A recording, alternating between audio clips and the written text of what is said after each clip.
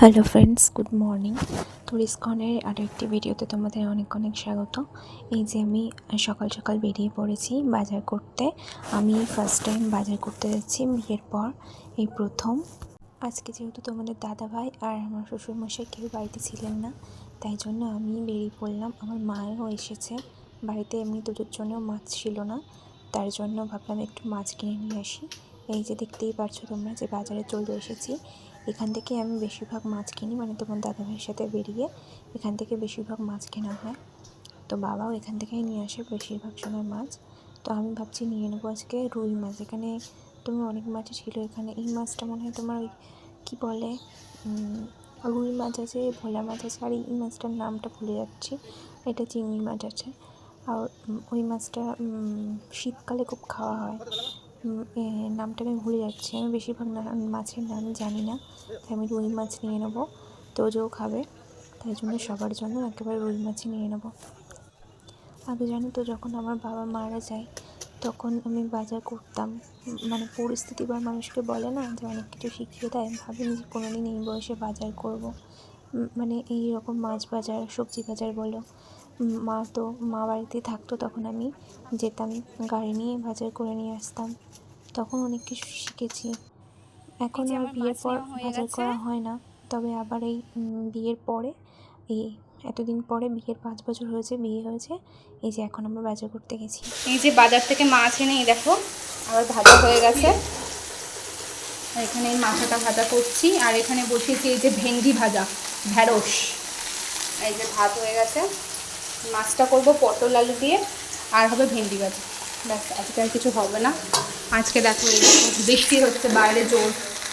আজকে অনেক কাচাকুচি করেছে সব ছাদে, মেলা আছে, কিন্তু বারবার বৃষ্টি হচ্ছে, বারবার কমছে, এই হচ্ছে। কালকে উল্টো রথ বলে আজকে আরও এরকম বৃষ্টিটা বেশি হচ্ছে। আর গরম প্রচণ্ড লাগছে, মানে ঘুমোট হয়ে গেছে তো, আর গরম লাগছে, মানে সেই বৃষ্টিটা তো হচ্ছে না, আর গরমটা বেশি লাগছে ওখানে। মাল কাটাকুটিগুলো করে দিচ্ছে, পটল টটলগুলো এই বসিয়ে দেবো। আর আমার মা এসছে, তোজো গেছে মায়ের সাথে পাশের বাড়ি ঘুরতে গেছে। শুধু দিদুন এসছে বলে সারাদিন শুধু ঘুরে বেড়াচ্ছে। তো চলো ঝটপট রান্নাটা করে নিই, তারপর আবার তোমাদের সাথে শেয়ার করছি। এই যে তোজো স্নান করছে, তোজো দিদুনের কাছে স্নান করছে। আজকে প্রথম না, কালকেও বাইরে স্নান করেছে, আজকেও বাইরে স্নান করছে। অন্যান্য দিন বাথরুমেই করে। বাইরে দেখো কি সুন্দর বৃষ্টি হওয়ার পর রোদ উঠেছে। এই যে কাকিমা আছে এখানে, কাকিমা হাই করে দাও। বাবা হাই করে দাও, হাই। তোমাকে স্নান করে দিচ্ছে?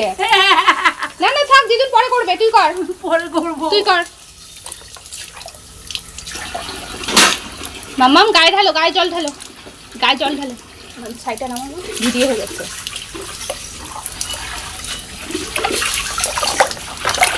গায়ে ঢালো, গায়ে।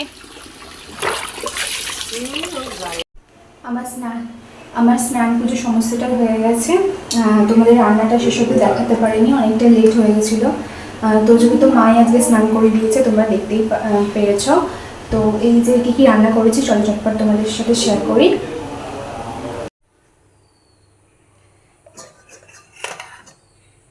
এই যে এখানে আছে ভেন্ডি ভাজা। এখানে ঠাকুমার জন্য মাছ ভাজা রেখেছি। আর এই যে এখানে পটল আলু দিয়ে মাছের ঝোল। আর আছে এখানে লাউ ভাজা মাছের মাথা দিয়ে। ব্যাস, এই হচ্ছে আজকের মেনু। এই যে মা আর আমি খেতে বসে গেছি। আমরা আজকে ওপরেই খাচ্ছি, তোজো ঘুমাচ্ছে বলে এই ঘরে, তার জন্য ওপরেই খেয়ে নিচ্ছি। তোমাদের দাদাভাই তো আজকে আসতে পারবে না খেতে দুপুরবেলা, তো মা আর আমি এই যে নিচে বসে খাচ্ছি। কি বলো তো, নিচে বসে খাওয়ার মজাটাই আলাদা। এই যে